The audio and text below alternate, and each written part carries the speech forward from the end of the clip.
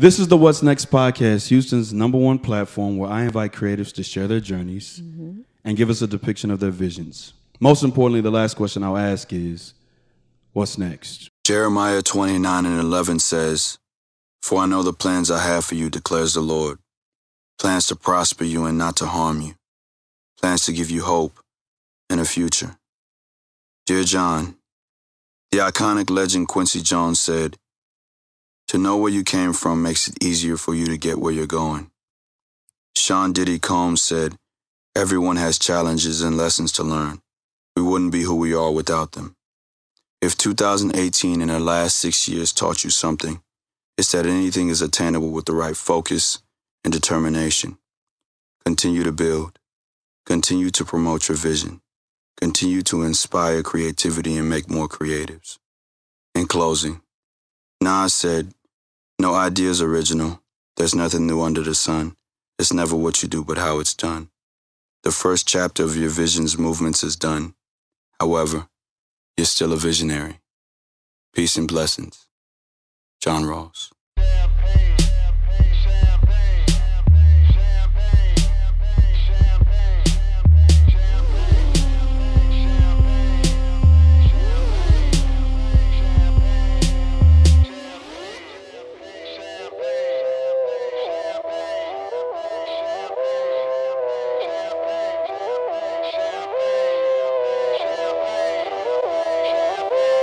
Yo, it feel like 95, Sachi on my body, Biggie, Jigger, Puffy, all that ballin' is a hobby, and I'm wildin' in my wallet. Yo, I'm going to let that music continue to rock, man, because if this is my last episode in California, man, this is the one. I got to let that music rock, man.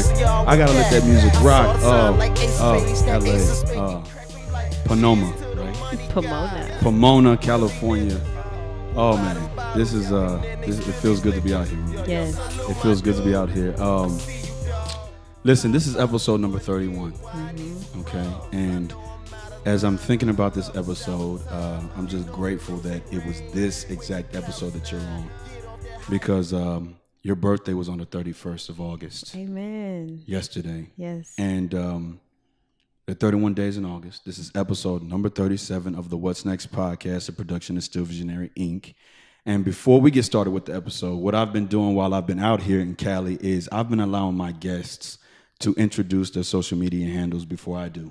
Okay, I like so it. I want you to go ahead and do that. Yes. That might be my new thing. I like it. Get it out of the way. Yeah. Go ahead and give yours. You can find me on Instagram, Queen Ruby Lee. Super simple. Everywhere else, I'm just Ruby Lee Dove the second. Okay. Oh my God, that just rings bells.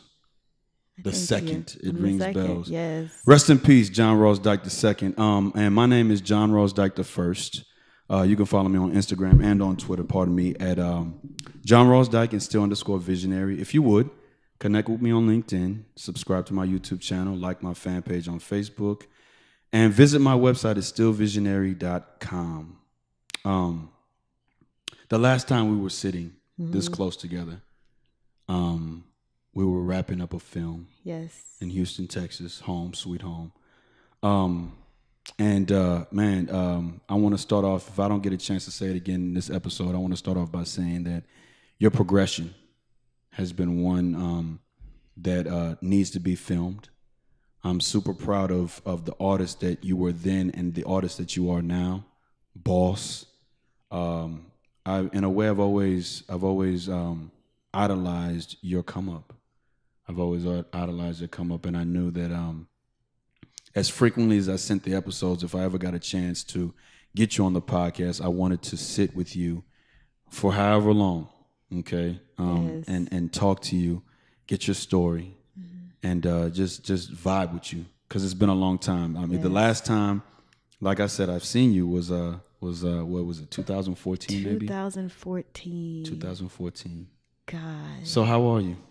I'm absolutely wonderful. Okay. And that sounds so cliche, right? It sounds like everything's perfect, but you know what? I'm wonderful because I'm walking in all that I am. Okay. Whether it's good, bad, ugly, beautiful, and that's what makes it wonderful. It's just accepting all that comes with it, and we'll get to that. Yeah. We're gonna get to all of that, but I'm absolutely wonderful. When you say that, I wonder. Can you specify what that means? Because I don't want to leave any stone unturned. What does walking as I am mean? What does that mean? We're in such an interesting time. We see everybody on social media and everybody looks perfect, right? And it makes you look at yourself and you start to pick apart what's wrong with you or what's wrong with your journey or why you're not where you think you should be, you know? And it takes a certain kind of mindset to just be like, I'm here right now and I'm not here. Yeah. But I'm wonderful. I'm happy with that. Yeah. Because I'm still progressing. I'm still making waves in my own right. Yeah. And that's what I mean when I say that. Like I'm just truly accepting yourself, flaws and all, how you look, how you walk, how you speak, what you've done, what you haven't done, like loving that shit. Yeah. Your progression. Oh man, I remember sitting in rehearsals over the phone with you. Yes. And telling you, listen, you're here for a reason. Okay. And the typical journey that actors go through, especially from where we come from, is that of you do something so long and then the director gets the inclination to take it a step further. Whereas I had done Love Is for 4 years, 2 years, 4 times altogether, and then got cast for the movie.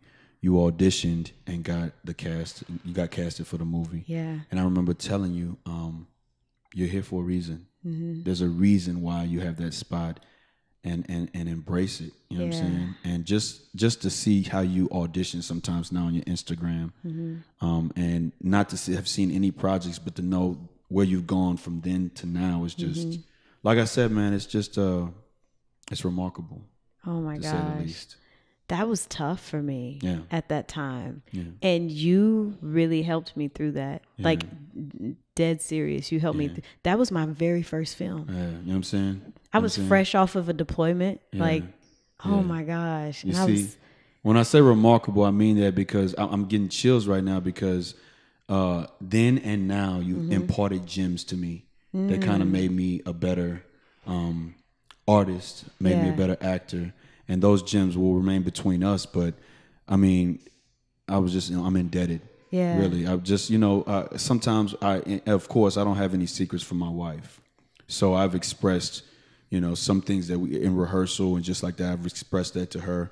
But yeah, the gems that you've given me, even in my lowest, well, not really my lowest, because I haven't really gotten that low. I just, experiences happen in life. And sometimes you have to go through it to become better. So even then, I was just, I was kind of like taken aback how in that moment you shared just the most intimate things about you with me in that moment. And I'm just forever grateful for that. Same. Yeah. Absolutely same. I would not have made it through that film without you. Yeah. There were times when I wanted to quit. Yeah. Like legit just be like, no doubt. Yeah, oh my gosh. I remember having my phone in my hand, like ready to call Jayla and be like, I don't think that's that imposter syndrome, right? Like, I don't deserve to be here. I don't belong here.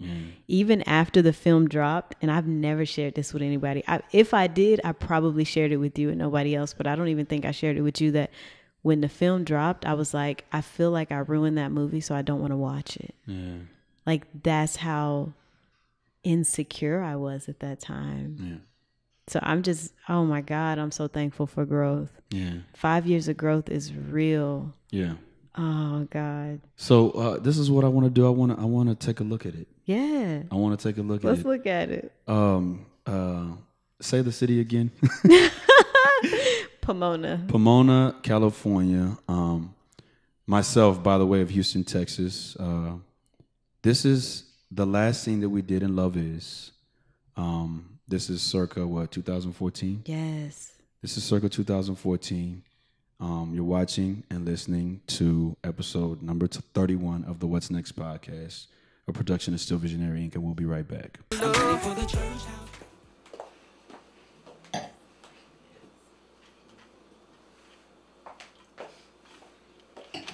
Hey, Drew. Hi, Malik. How you doing? I'm good. You? I'm good. So, Jade and Keith getting married. It's kind of weird. It's not that it's weird, but the fact that, Look, I gotta go, all right? I'll see you around. Drew, wait. Can we talk? We talked about everything we had to a year ago. Please, I just need a minute of your time. Look, don't make a beautiful day ugly. Today is a happy day for Jade and Keith. Let's not ruin it. I won't make a scene. I just have some things I want to say. All right. How about over there?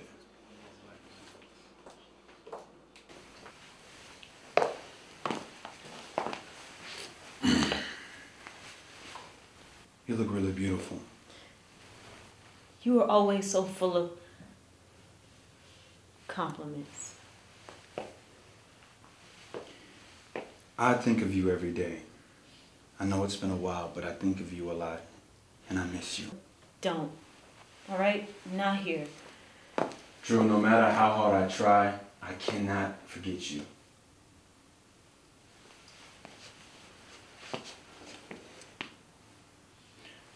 Watching Jade and Keith today makes me realize that anything's possible. Love isn't perfect, but it can conquer all things. I didn't want to leave here today without letting you know what's in my heart. And what's in my heart is you, Drew. I have a passion for you. You're my passion. And you once said that you should always have a passion for something you claim to love. Well, I love you. I'm in love with you. Love? How could you possibly love me? What do you know about love? What is love to you, Malik? Love is everything. It's everything you needed to be. You're what I need and more, and I believe that with everything in me. And how do I know you won't cheat on me again? Drew, you said that a man that can't explain his actions is doomed to make the same mistakes. Well, I won't make the same mistakes again. I cheated on you because I was afraid. I was afraid of what I was feeling. I was afraid to truly put everything on the line and invest in you, in us. With you, it was all or nothing. I mean, I always knew Kennedy wasn't the one for me, but she was what I was used to. I didn't have to invest in her emotionally. I knew what to expect. There were no surprises. Yes, she hurt my feelings, and yes, she bruised my ego, but you had the feeling. Joe, you had the power to break my heart. And I didn't think I could handle that. But I want a chance now because I would rather be afraid than to not be with you. Like, I don't... Drew, please. Stop thinking with your head and listen to your heart. What is your heart saying? All common sense says to walk away. But my heart won't let me. I love you too, Malik, but is love really enough? To start.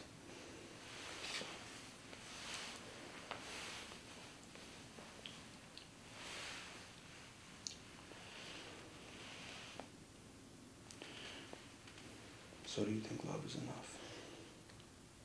Yes. So, I want to say round of applause for that. Like I said, man, I just recollecting on that time period, I was like, man, you did an amazing job. Mm-hmm. And I don't think a lot of people take enough time to say to people, man, you did a great job, and really sincerely mean it. Yeah. You know what I mean? So I want to make sure that affirmations are very important. And back then, I wasn't even really assured of what an affirmation was, but it's very important to be affirmed mm-hmm. that you're doing a great job, because people, when you want to be successful in something, mm-hmm. right? Pardon me. When you want to be successful in something, the slightest thing could kind of just like detour throw it off. You know what I mean? So I just think that you did a phenomenal job. I think that as an actor myself, you pulled it out of me. Mm. And the only regret that I have is that one time when we had that breakup scene. When we had that breakup scene and I dropped my lines, it was so unprofessional.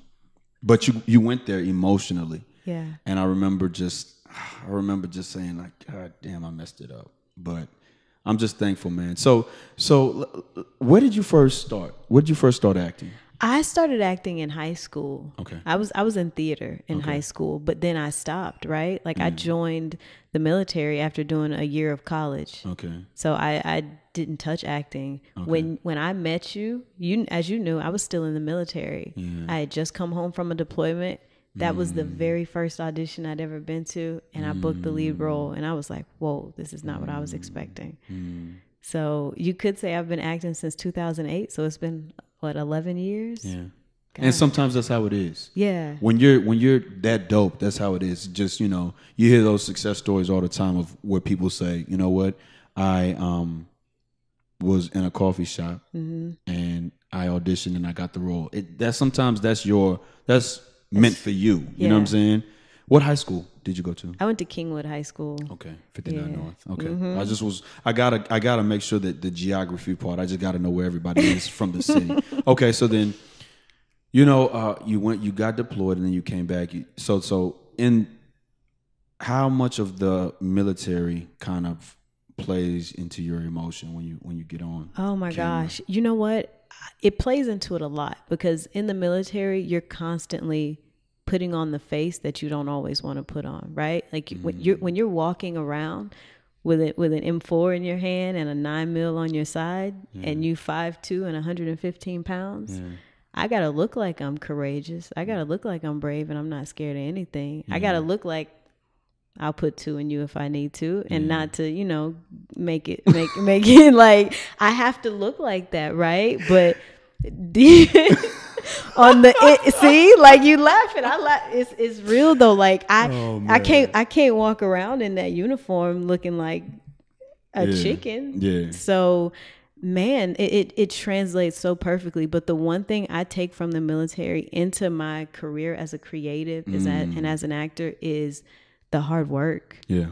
And the discipline, because doing something like this to consistently, that's why I was telling you beforehand, like I respect the discipline and the consistency that you have, because everybody doesn't possess that. And that's why most people don't succeed. Yeah. It's not because they're not talented. Yeah. They just didn't have the discipline to keep going. No doubt. And so you do the movie in Houston. And then what happens after that? I do the movie in Houston, and I kept doing short films. Okay. I kept doing just continued auditioning, doing small projects here and there. A lot of projects that I'm not proud of, right? Because of either the content or the work. And I think that's important to share, because when people who didn't know me then see me now and they follow me on Instagram, they see all these quote unquote perfect pictures. They don't know, like, this girl has like 15 films under her belt that she would never utter the name of because she either wasn't proud of her performance or she just wasn't there as an actor yet, right?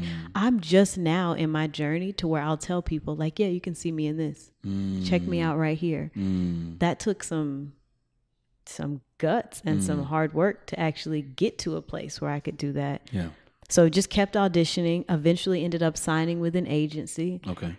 I think that was like a year later though, like a year after completing Love Is. Okay. Signed with an agency, kept doing small stuff, theater projects. But this is still all in Texas. This is all in Texas. Okay. And that's the moral of it. Like, to be honest, I just kept going. I kept auditioning. Something comes up, keep auditioning. It got to the point to where I was driving to Austin like twice a week. No doubt. That's why this drive to LA ain't nothing to me. Yeah. I was driving to Austin like twice a week when I was still in Houston. No doubt. Auditioning. I remember that. I remember all the way up until you said I'm moving to LA. Yeah. Okay. I remember that. So the move to LA, when did that become the absolute thing that you had to do in that moment of time? When I started to realize that everything I was doing in Houston it felt like I was in a circle. It felt like I was in a whirlwind. Like I kept meeting the same director just with a different name. I kept coming into circles with the same actors. And that's not a diss. Houston has some amazing talent. Oh my gosh, for real. But I was like, I'm seeing the same people. I'm going in circles. I don't feel like I'm moving forward. So what's next? What's next? Right? So what's next? For sure. And I was like, I gotta do something bigger. We go into LA. Yeah. And the fears behind it, the obstacles. Oh my God. I have a daughter. Yeah. I have a daughter. Which she's also a Virgo too. She's a Virgo. It's a Virgo occasion. Yes. For sure. For real though. And so, just having a kid, I moved out here sight unseen. I found my apartment online, contacted them, sent them all the stuff. I had never seen my spot before I walked into it on the day I was moving in. Yeah. Like, not having a job. Yeah. I didn't move out here with a job under my belt. And so a lot of people, of course, and it's people that care about you, right? They'll tell you like, well, you shouldn't do it. Wait until this. Oh, it's not the right time. And I had to end up coming to grips and realizing it's never going to be the right time to move to LA. Never. Like, it don't matter if I got, I don't know, $2 million sitting in the bank. Something else is going to try to stop me from following my dreams. Because that's just how the devil works, right? It's never going to be the right time. I upped and moved. I won't disclose how much money I moved to LA with. It was not a ton though. Yeah. I did not move to LA with it. I moved to LA with the money to pay my deposit and some extra. Listen, I knew you were top dog when you said that you bought your truck. Do you still have that same truck? I still have my truck. When you said you bought that truck in cash. Yep. When you said that, I was like, okay. She not playing. Shit, that's top dog, and that's the type of stuff that people don't really think that that's a big deal, but it's a big deal to buy a brand new truck cash. But then your experiences in the military kind of like molded that. Yeah. That hustle, like, okay, like there ain't no tomorrow, so it don't make no sense to have to pay something over and over and over and over again with no guarantee for tomorrow. Exactly. You know what I'm saying? Exactly. So, talk to me about LA, the LA culture. How is it different from back home? It's different. I'll tell you the obvious reasons, and then I'll tell you the reasons most people don't want to talk about. Okay. Right? Okay. There's a lot of talented people, and you can feel like you're surrounded by way too many talented people, and you might end up disappearing in the midst of all the talent. Right? Definitely more opportunity. This is the hub for the growth. Like, this is the place that is abundant in resources to help you succeed if you are a creative. But the other thing people don't tell you about LA is that hard work always wins. Yeah. Everybody out here is talented, but only about 5% of those people are working hard. Like, I've accomplished some things in my small time here that I thought it was going to take me 5 years being here to be able to accomplish. LA is the place for me. Yeah. As far as resources, who I need to meet, who I need to be around. So, yeah. Seriously though, like, on paper, LA is scary. Yeah. It's not. And maybe it's just because of the kind of person I am. Yeah. Like, I see fear and then I'm like, that's cool. We going for it anyway. Yeah. Like, whatever. I mean, like I said, you've been through enough to be able to, make that jump and it'd be like, okay, I can survive there. I can survive here. And I don't think I'd have that guts without the military. I would be a completely different person. I thought I joined the military for one reason, but God really put me there for a whole nother reason. Yeah. And he put me there so that I could be here right now. Yeah. And I honestly believe that. Yeah.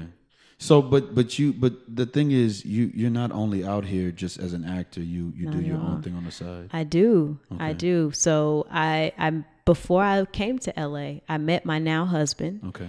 And we were like, yo, there's no roles for us. Like, the roles we want to play, they're not out here. So we went through the phase of trying to find people that were writing the roles. Then we were like, why don't we just write those roles? Like, what's stopping us? So we started writing our own projects. He wrote a short film. I wrote a short film. We filmed them in Houston, came out here, filmed another short film, and now we're working on a feature film. So we own the production company, Life After Life Productions. And that's really our thing. Like, if people aren't writing the roles we want, create that shit. Create it. For sure. You have to forge your way. And that's the other thing about LA too. when you're here, you have to forge your own path. You can't sit back and wait for that perfect audition. You can't wait for that perfect character to come up and you like, yeah, that's mine. No, create it. If you want to play a doctor, write it and play it. Like it's that simple. Before we delve further deep into Life After Life production, what song's on your mind right now? What song is on my mind? Oh my gosh. Oh, I'm old school. So I'm so old school. It's too real. It's a song. It's a Kirk Franklin song called Conqueror. Okay. But yeah, I'll just leave it at that. Okay. Yes. Okay. And, find it. Go find it. And for me, I'm going to go with I'm So Independent. That's not the name of the track. Okay. But I'm so independent that, you know, if it doesn't have to do with independency, I'm almost turned off by it. So I was listening on repeat on the way up here to a girl who did my podcast. Her name is Demaria. And I don't know if I'm even saying her name right, but her name is Demaria. And the track is called Thinking, featuring Jamie Hancock. And so I was up here and I was thinking about what she was basically talking about a relationship and how every thought of him is in her mind. And when I think about that, it's not every thought of my wife in my mind, but it's every thought of my son in my mind. Yeah. So Thinking would be the song that's on my mind right now, and in my phone is on repeat right now. That's what's up. Okay. So Life After Life Productions, is that where you did 1942? 1944. 44. Yes, 44. I wrote that play. Okay. I directed that play, and we completely produced that play under Life After Life Productions. Okay.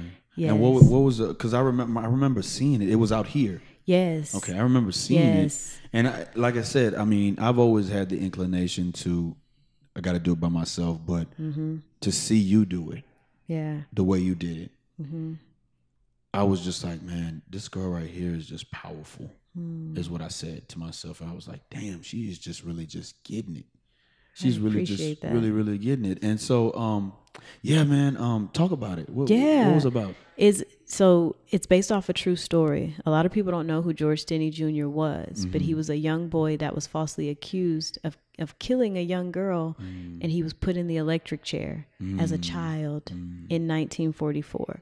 And it's so sad because we know about Emmett Till, right? We know about those instances, but when you think about people like Emmett Till, my mind starts to wonder, well, how many other Emmett Tills are there? Yeah.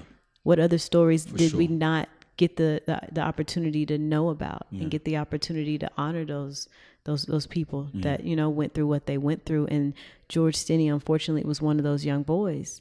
And they put this young boy in the electric chair. Yeah. And so I was like, we need to tell his story. So it was a little bigger than art for me. It was like, as a Black woman, I need to tell this young boy's story. I know this story and I know other people don't. Now it's a responsibility aspect. So we put the show up. We ran it for a full weekend. I cast the entire project. I directed it, which was an amazing experience.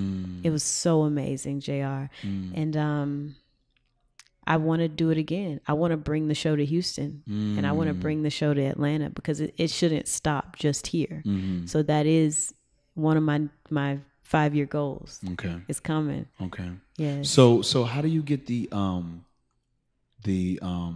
factual side of it to be able to portray it, make it authentic? How do you do that? What I did, I researched this project for about a year before I put pen to paper. Okay. So I researched the stories. I pulled court documents. You can actually find, he was exonerated 71 years later, far after he had died. It's so ridiculous. Ain't that crazy? It's so ridiculous. Yeah. But the entire court case of that exoneration is actually, you can see it on YouTube. Okay. So I watched the entire hours and hours and hours of footage, but I watched the entire thing because they talk about everything that happened. His sisters were able to speak about their brother and who he was, and they were able to vividly remember him.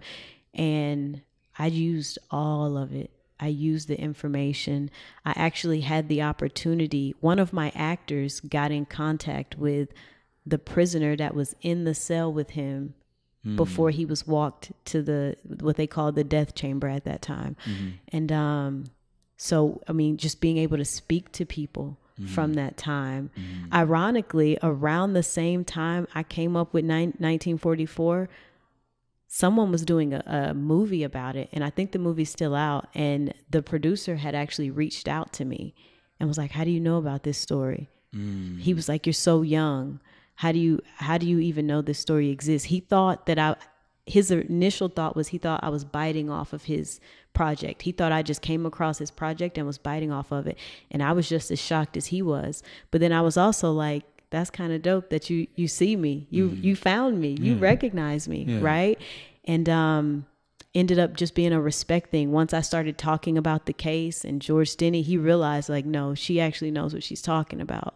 And she didn't bite off my film. It was just really odd that we were both making the production. They were in the middle of filming and my show was getting ready to go up all at the same time. Okay. So it was very interesting. Okay. Yes. Yeah, I was just like, man, wow. Even from the picture that you posted on your social media, I was like, that's going to be a really, really dope project. Where did that occurrence happen? In North Carolina. North Carolina. And you know what? I would love to share with you too. I got testimonials from everybody, most people after they watched the show. After we just stepped outside in the lobby, I said, just give me your honest opinion, whether you liked it or not. Tell me what you thought about it. I don't recall a single dry eye, which means I did my job. I made them feel. Yeah. And I'm going to share that with you. Okay. I'm going to share that with you. And you're more than welcome to share it because it's bigger than just about sharing something from Ruby. It's about making sure that people know his story. No doubt. Yeah. No doubt. So do you remember how many drafts did you do? Oh my God. How many drafts did you do? Probably, I changed the script about 17 times. And I know that's like an odd number, right? But it really was about 17 times, from finding new information to even after I talked with the producer, he shared from the film, he shared some information with me. And I was like, I need to change this because you want to make sure that you get people's stories accurate when you're telling. And the thing about that story is that there's so many lies that took place that sometimes it's hard to be accurate, but you just don't want to present something that doesn't do the story justice when you're telling someone's story. So yeah, it was about 17 draft, which in retrospect, I'm like, man, maybe it should have been closer to 35 or something. 17 it don't even seem like enough, but I'll use your word. I'm very meticulous when it comes to writing and accurately recording information. Okay. Yeah. Okay. So the confidence that you, sorry, give me a second. This is 3:45. Give me a second to say something to my kid. Hold on. Amen. Okay. So how do you find the confidence that you had to be able to say, hey, I wrote this project and putting out a casting call and doing all that? What was that like? I know you met some adversity. What was that like being at the time? How old were you at the time? Oh my gosh. You know what? Because I knew I had worked on it so hard and I truly did my due diligence. I don't think the confidence was an issue. Okay. I was more afraid that, to be honest, I was like, I'm going to piss somebody off. Yeah. Like, I'm telling this young black boy's story and the show is, obviously it had racist white people in it, right? My fear was somebody is going to show up to my show and this is not going to be okay, right? And the confidence came because I truly felt that I did my due diligence. So there was never like, I don't know if this is good enough. I don't know if this is right. If anything, I questioned myself as a director. I had never directed before, not a play. Okay. And so I was like, am I doing the actor's due diligence by pulling out of them what I need to pull out of them? And when the audience comes, are they going to feel like this actor truly portrayed this character? Because they don't they're going to say that director was bad. Okay. You know? Yeah. I don't know if confident, like I keep going back to that because I'm the kind of person that I charge for stuff. Yeah. I'm like just head on. Like I want it. Let's get it. Yeah. I don't know. Is confidence the right word I was looking for? Maybe I'm I'm really talking about the aspect of, okay, you know what you put into this project, and to sell it to somebody so that nobody can say, well, how do you, like you said with the guy, you were afraid that, you thought that he thought that you were biting him. Right. That how you go about like getting me to come to your show or something like that. If I am, let's just say that I'm a professor of African American studies. Yeah. Getting me to come to your show. And how did that look when you got when the big wigs? Because I know you had some good, strong, a strong population of people coming. Yeah. And those people that were like, okay, well, how does she know that that type of adversity? How was that for you? It was tough, but I just had to. It's about self-talk. Okay. Like, it's truly about self-talk. When I'm coming to people, I had a TV producer show up to my play. Okay. And afterwards, she pulled me to the side and was like, I want to make this bigger. And that's actually in the works. And that's something, we can talk about offline, because I can't say much, for sure. But, gosh, it goes back to that imposter syndrome. You do start thinking like, am I good enough? Yeah. Like, I'm really young. Do I deserve this? What am I doing right now? Yeah. Like, who do I think I am? And I'm really big on self-talk. So I'm and it sounds like the easy answer, but I'm really just like, yo, like, do it anyway. If someone has something negative to say about something that you're pouring your heart into, that's their missed opportunity. That's their missed opportunity.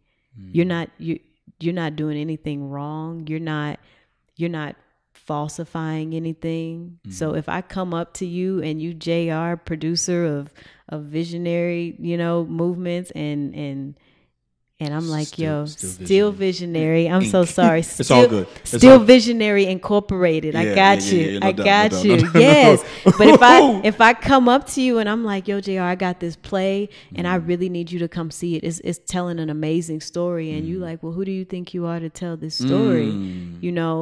And I've gotten those looks. Nobody's ever told me the verbatim, but I have gotten the looks in a room full of people talking about something that I'm passionate about. And I just have to I truly just tell myself that's their missed opportunity, because it's going to happen with or without you, Mr. JR. Okay. It's going to happen. Okay. It's just a matter of whether or not you're going to be a part of the movement. Okay. Yeah. Yeah. Mr. Alex West. Yes. Okay. Y'all met in Texas. We met in Texas on a film set. On a film set. Okay. That's always great. That is always great. When you share that commonality. Yes. It's always great. But it can be tough. Like, I'm not in the business of painting anything to be perfect. Yeah. Not this career, not this journey. Mm-hmm. It's tough being with a creative when you're a creative. That's tough. Everybody's like, I don't want to, I want to date somebody that's like me. I want to date another creative. I love my husband. Be careful what you wish for dating another creative. Yeah. So what so how does that play in the household when you're getting ready to I keep knocking stuff over, when you're getting ready to delve into a project. Okay, 1944, how did that look in terms of like the household? Hey honey, I'm going to write this, read this. How did that look? You know what, there are certain projects, and 1944 was one of them, where you have to say, I'm gonna own this. This is my baby. This is a Ruby baby. I just need your support. I don't need the creative input. Okay. I just need the support. And then there are the projects. We did another short film called High Q that's going through the film festival circuit right now. And I played the lead in that role, and he wrote the project. So that's always interesting. And he directed it. So that's and there were issues on set where it's like, I want to play the character like this, and he's like, that's not how I wrote the character, and I'm directing this film. And so it's fun when you look back at it. It's something we can laugh about, so we know it's healthy. But there's been scripts that he's written where I look at him and I'm like, this ain't making sense all the way. Maybe this scene should go here, or maybe we should do this. As long as it's done in respect, it's okay. Yeah. But as a creative, man, we're sensitive. Yeah. Oh my gosh. So there's been times where even as an actor, I've filmed video auditions before, and he'll watch it and the silence is just like, Why you ain't say nothing? You didn't laugh. This part was supposed to be funny. like what's up? And yo. Oh man. See? Yeah. And you got to respect it because you know he's another creative. If it was somebody who wasn't a creative, I just chalk it up to, oh, they just don't get it. It's cool. I don't expect them to understand it, right? Nah, you gotta take that hit when another creator says, try it again. you missed the mark. Yeah. Okay, that's good, man. That's good. I when I see relationships where those particular people have that commonality, I'm always like, okay, that's a great thing. Because I asked a girl on my podcast, her name is Monique Duke. She did episode number 26, New Adult. I asked her what the role of her husband was in her career, and she said rather that it meant everything to her. Yes. Right. That he inspires her, he pushes her to be better, to get out there more, and just be like, this is what you do, say it more. Yeah. You know what I'm saying? So I was just wondering how that worked with you and your husband. Definitely. And I can't agree more, because there are times when you like, yo, what am I doing? Do I just need to go find a job? I got 2 degrees. Do I just need to go freaking get a job? And you need that other voice to say, no, sweetheart, you need to keep pushing. No doubt. And sometimes, and I'm pretty sure you can relate to this too, you forget everything that you've accomplished. And he's that voice in the back of my mind that's like, you just did this commercial, you just filmed this, you just wrote this, you put this play up, and now you're trying to quit? Now you want to quit? Nah, you should have quit back in Houston. You here now. Ain't no going back. And so, to be honest, that motivation has gotten me thus far. Okay. And I'm thankful for it. Okay. And I think he would say the same about me. No doubt. Yes. I want to see if you can be partial. Okay. Who's the better actor in the house, you or your husband? Lord. I would say, if you can be impartial. If I can be impartial. Did I say impartial or partial? You said, I don't even remember. Okay, we'll just whatever. We'll leave it. Yeah, whatever. I think. Okay, I would say I'm the better actor, and he's the better writer and creator of projects. Okay. Like, I'll start a project, and it'll take me forever to get through it because I have an issue coming up with like fresh ideas. Yeah. His ideas are so fresh, and he's quick to come up with stuff, and he'll write a script and be on the 3rd draft in 48 hours. Yeah. So, yeah. Okay. But it's good because we complement each other. No doubt. Yeah. That's big. Yeah. That is big. That is big. Okay. So the time has come. I want to showcase something that you've done. Do you have anything? Yes. So I played Michelle. Okay. On a Here TV series called Falling for Angels. Okay. So I'm very proud of that scene. Okay. And it's a good comparison to the Love Is scene because it's another emotional scene. Okay. So I would love to share that. Okay. Say the city again. Hold on. It's Pomona. Pomona. It's an M, not an N. Pomona, California. By way from me at least. And you too a little bit. Houston, Texas. We're going to get into this scene that Queen Ruby D was in. Peace and blessings.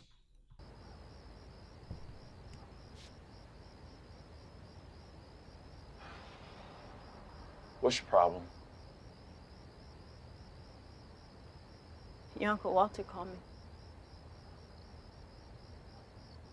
What about? He said some things. Jesus Christ. Abraham, I want to know what's going on. Could you please let me in my house, Michelle? Yeah, I've been sitting here for the past few hours, just thinking, reliving. I've been putting stuff together that I never really understood before. Like where you go. Or why you act a certain way around certain types of people. You're acting crazy. No. I've been looking. Sometimes women make the best detectives.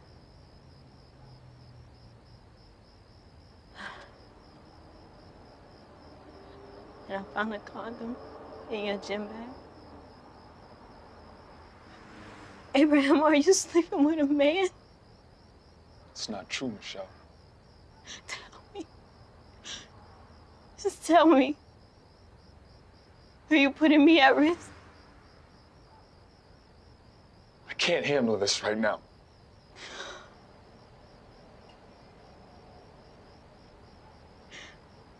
I need to be alone, okay?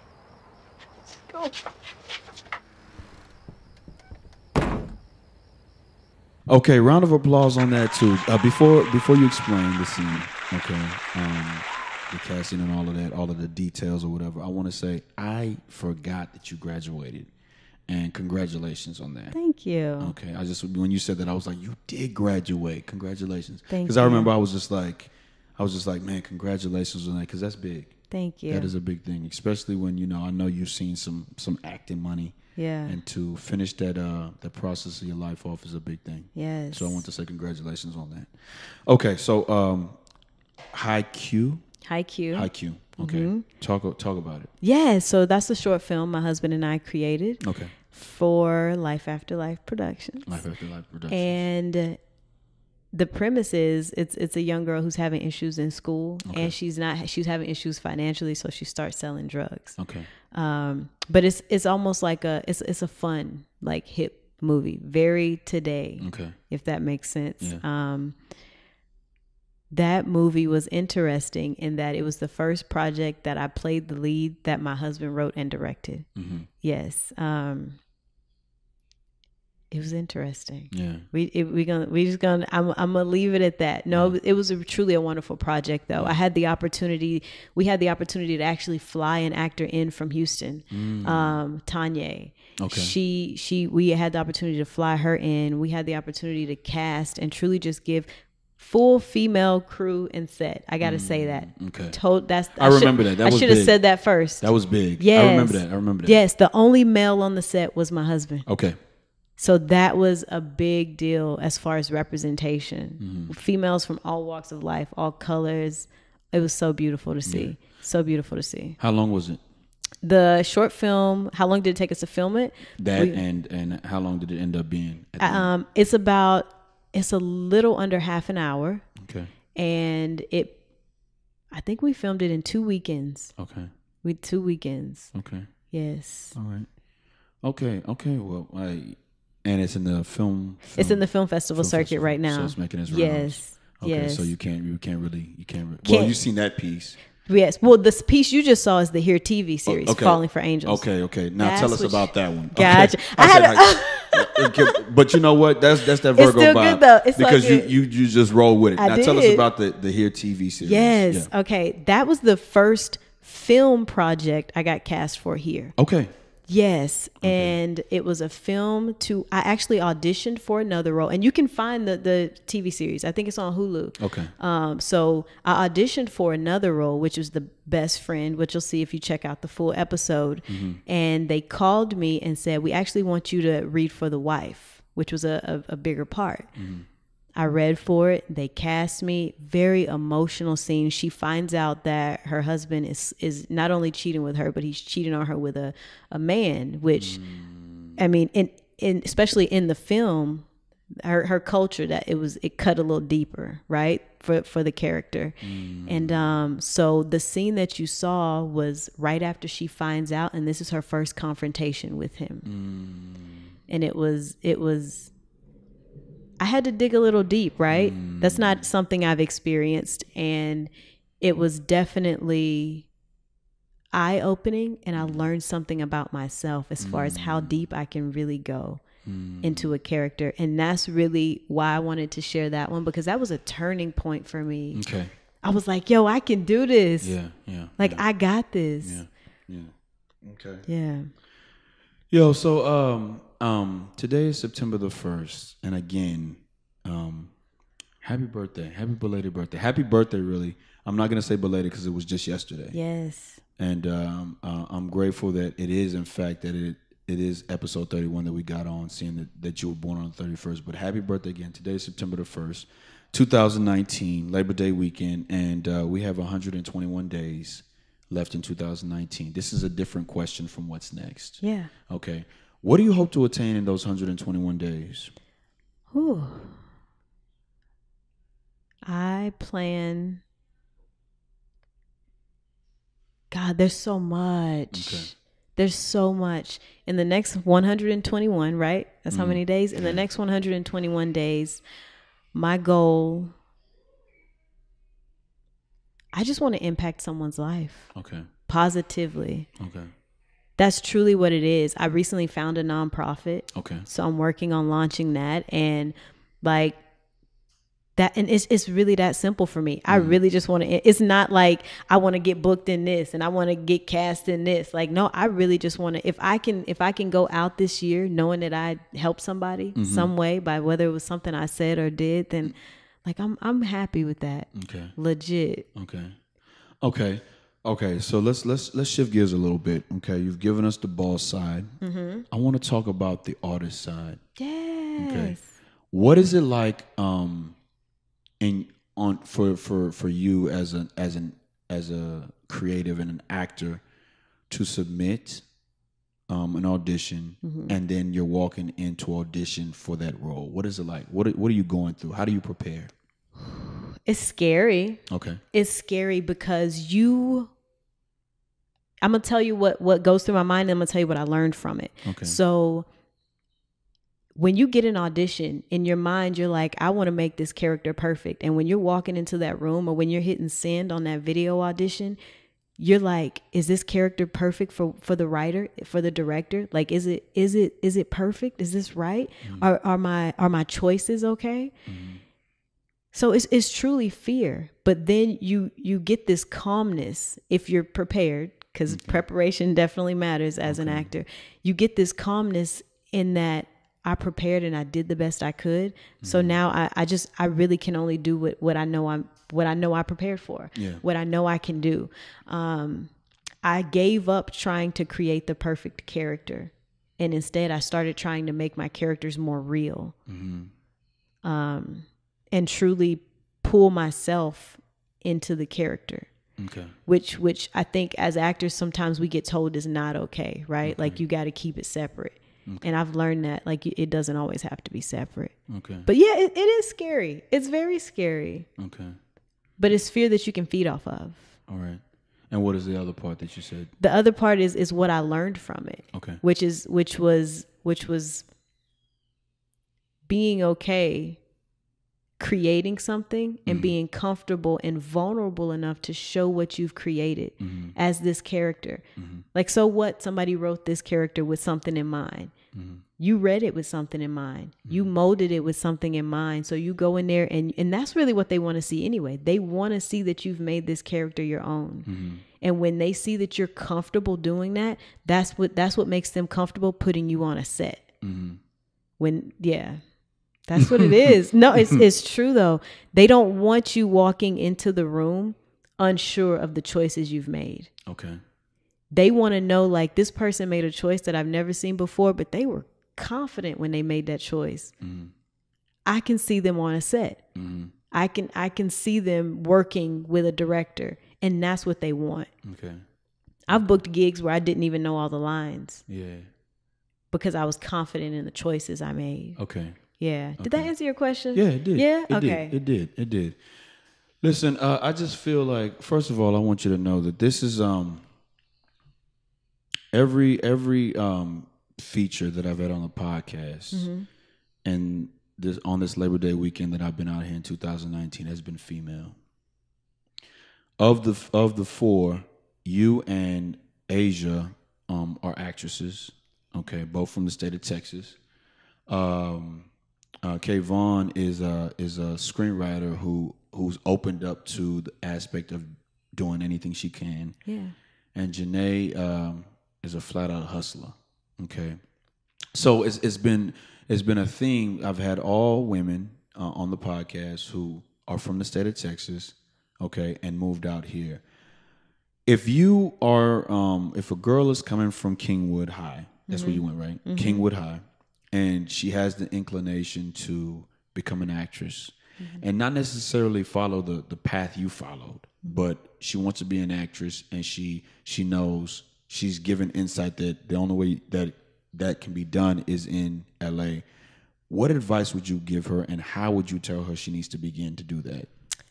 You got to start with self-love, and it seems so far distant from being an actor, okay, but it's true. Like you're not going to make it in this business if you're not comfortable within yourself. Okay. But then we get down to the material aspect of it, right? Okay. Work,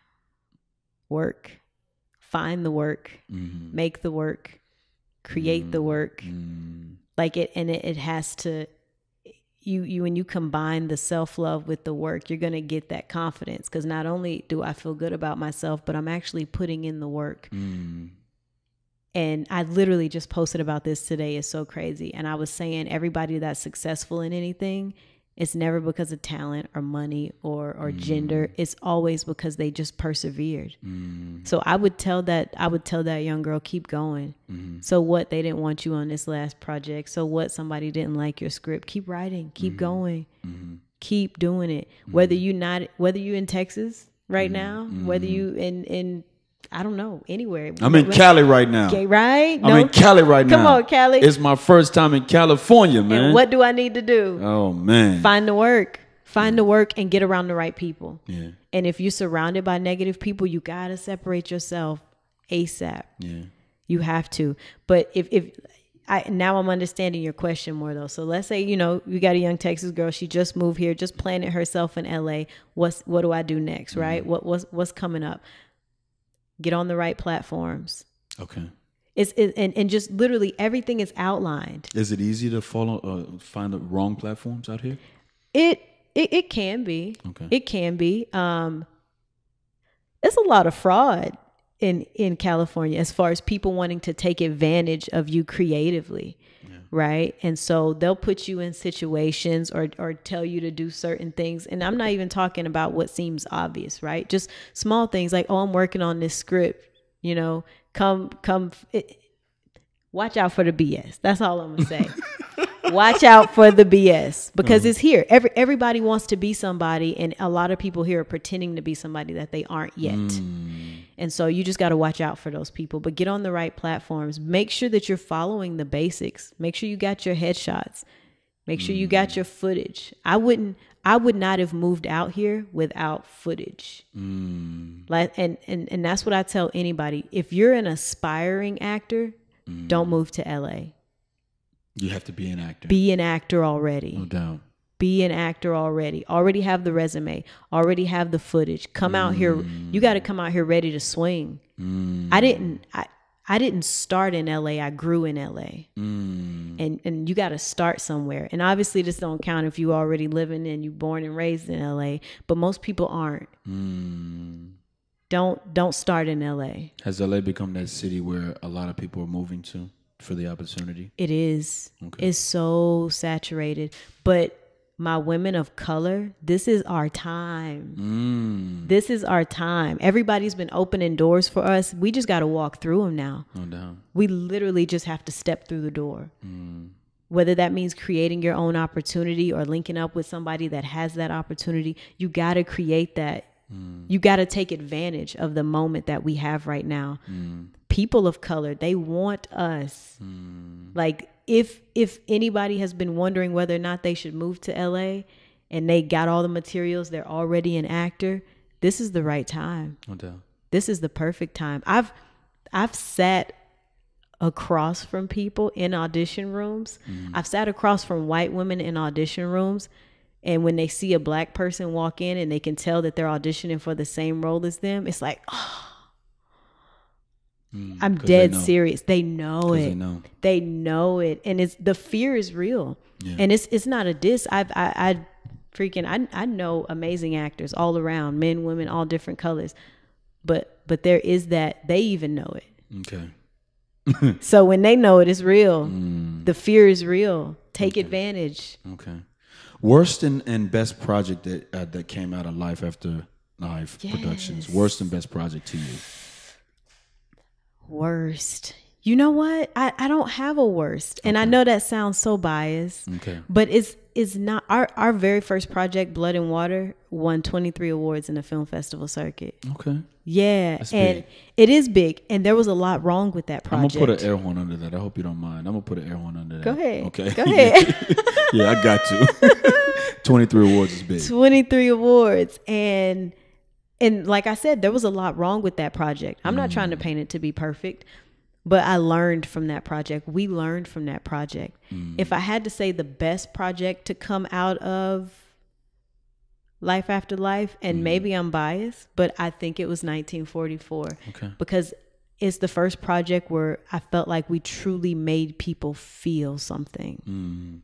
We got them excited with Blood and Water. It was action, you know, it was cool. They're going to get a few laughs once we're able to publicly show Haikyuu. But just to genuinely make them feel and reflect on life, 1944 was that project. Okay. Yes. Okay. So, man, anything that you just care to give us, any kind of nugget, any kind of anything? There's so many. Oh my gosh. I'm gonna give a few. Okay. I'm gonna give a few. Just going back to talking about that person that's thinking about, you know, that move, or that may want to do that move. Like and I said it at the beginning though, but there's never gonna be a right time. If you thinking about it, just do it. Just do it. You're never gonna have the right amount of money. You're never gonna have the right, you know, agent or the right manager, and not in a negative sense, but if you hear me, you really hear me. Yeah. It's never going to be a right time. Yeah. You just gotta jump. Okay. Burn the ships. That's what they say. Have you heard that? Yeah. Burn the yeah. ships. You got to burn the ships. They said that they make that reference when they talk about just it's funny. Jim Jones on his El Capo album, the hook says you gotta jump, and when there's a song on there called "To Whom It May Concern," Yeah. and he's featuring two guys from Buffalo and his homeboy Cameron, or really brother, I should say. But the hook is you gotta jump, you gotta jump, you gotta jump, and then it goes on. But I get from it that, you know, there's only one way to be successful. And that is that you have to put it all on the line. Yes. You can't have a second option. Yes. And so that's what I get from the song. So that song to me has meant a lot. I just play the song for the hook at most times. Yeah. You know. The What's Next podcast. Okay, I was sitting in my mother's kitchen. And it's funny because I was just like, man, what am I going to do next? What's next? But my sister was telling me, you just got to let the old production company go. It served its purpose. Yeah. If you feel like you've gotten everything from it, just let it go. And I was so attached. 6 years, 7 years. It's like I said in my production video, I said, if 2018 and the last 6 years taught you something, it's that anything is attainable with the right focus and determination. But I had been so attached to it. The logo, I was just learning how to put it on shirts. I mean, I remember going from 4 shirts that I recycled. On my bachelor party, I took 2 of those shirts out there, and I would wash them and let them air dry, and I put a little iron on them just because I didn't know how to produce other shirts. Right. And, you know, God is good, man, because I learned all of that. Shout out to my man Francisco Bain at Waltrip High School. He brought in after-school programs to teach the kids how to get these trades. And I sat there and I internalized it because I knew that I had a selfish reason for doing it, but it taught me a lot. So my sister was like, you just got to let it go. Just let it go. And I let it go. And I said, you know, and one of the things I had to let go was the podcast as well. She was like, just let it go. Start fresh. And I said, the name of the podcast is going to be What's Next. Yes. And What's Next is all about, you know, you completing that company. Well, the podcast and the meaning are 2 different things. But the meaning that I'm asking you is, what is next immediately for you? Life After Life Productions. What is next for Queen Ruby? Life After Life Productions, what's next is immediately, we have a feature film that's being shopped around to production companies right now. Okay. So that's what's next for that, getting on bigger screens. Okay.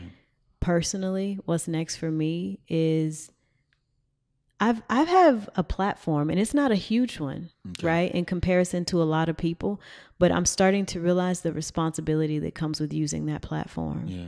You know, thinking about what I post and who's watching and who my audience is. And so what's next for me is truly branding myself, because so far I've just been swimming, trying to make it to shore. Yeah. And now I need to straighten up my stride a little bit. I need to choose a style of swimming that's going to work better for me, or that's going to work best for the people watching. And what that means to me is cleaning my brand up and ensuring that I'm feeding the people that are looking up to me, that are watching me. Yeah. I'm doing more than just posting something to say, look at me. I want a brand to where I can say, look at me, you can do this. I'm no different than you. I put my pants on one leg at a time, just like you. Yeah. Yeah. And it seems so broad, but that's what's next for me is rebranding with a purpose. Okay. Yeah. Okay. Yes. Okay. So what I like to do on the podcast is I like to give this T-shirt out. It's an exclusive. It's not the first one I've given in California, but I think it's one of the ones that mean the most. Right. I think that as a creative, man, you've taken me and you've pushed me to levels that even you in the beginning stages of your career didn't know that you were doing. So not only did you feel like that you weren't, at the time, and which I had to come back and affirm, like, nah, you're here for a reason. But I feel like you just made me a better actor. And that's the same thing I say about Takara all the time. And so, when people do people's platforms, they don't have anything to give sometimes. And so part of my production is that I do press T-shirts. I make T-shirts, and here, this is for you. It's a black SVIT. It's exclusive. Nobody in the state of Texas and now in the state of California has that T except for the people that come on this platform. I love it. So if you have a logo for Life After Life Productions and you want it pressed, I'm your guy. I will ship it for free. Yes. We're going to talk. No doubt. Thank you. No Thank doubt, you for this. No doubt. Pomona, California, by way of Houston, Texas. I do what I do for myself to prove that I can do it for others. Yes. Peace and blessings.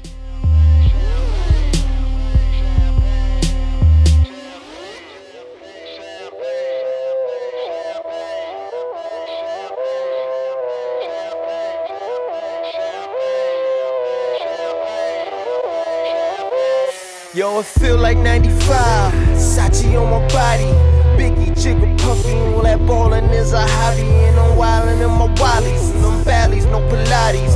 More wet, get you more wet. Nah, that's these Bumanti. My crystal ball, I see crystal. I crystal y'all with that. I saw the sign like Ace of Spades. That Ace of Spades get cracked me like cheers to the money guys. The Willie niggas who buy them bottles and then they spill these liquors. Yo, salute my dude. I see you, dog. 5 bottles, 1 dick. Why I need 2 bras? I know I'm out of line, but love is shower time. You know it rose rain when your cloud is 9. Get off that high ass hussy. This a private party. Been on my dick too long. Your breath on private party. You gon' be nice or naughty. These walls on priceless Audi. This the upper crust. Fuck is up.